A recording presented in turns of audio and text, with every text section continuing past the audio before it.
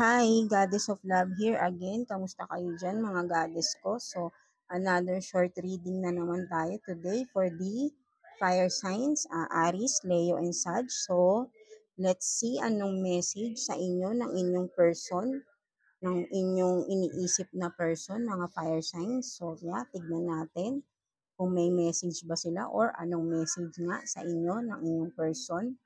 No? So, kuha tayo ng 3 cards here, mga fire signs. So, 1, 2, tignan natin, no? Anong message sa inyo ng inyong person, fire signs. Aries, Leo, Sag, no? So, yeah, tignan natin anong message for you. So, you have this, I'm not available.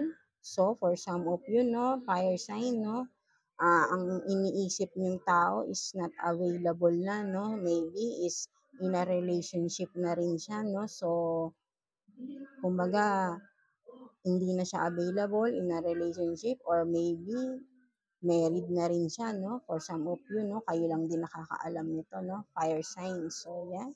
So, another card is, I'm starting to understand our connection. So, for some of you naman, fire signs, no? So, meron kayo ditong person na siguro meron kayo netong separation right now, no? So, for some of you, no?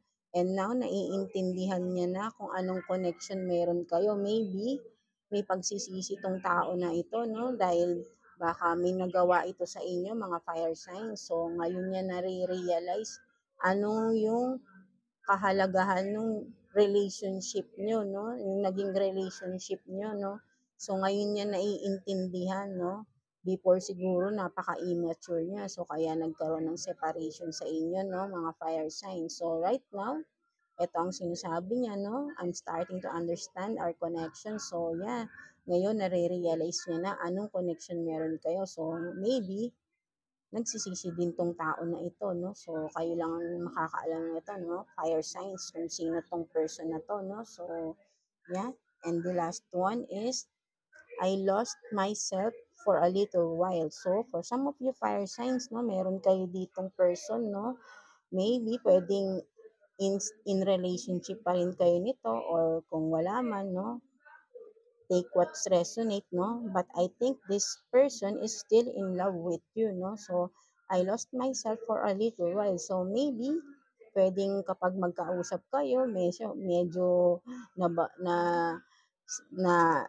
nabablock siya or parang may something na pwede ring sabihin din natin to na parang kinikilig-kilig pa siya sa inyo, no? Kasi kumbaga parang nawawala siya sa sarili nga niya once na nandiyan ka, 'di ba? Yung mga gano'n, yung mga butterflies and stomach, 'di ba?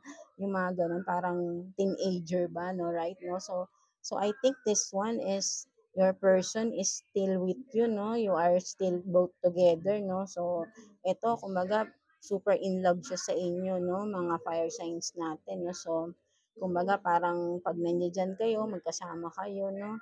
Parang parang heaven yung pakiramdam niya, nawawala siya sa sarili niya, ganun yung parang cloud nine, no? So, yeah. So, that's it, mga fire signs, no? I hope naka-resonate kayo sa ating message.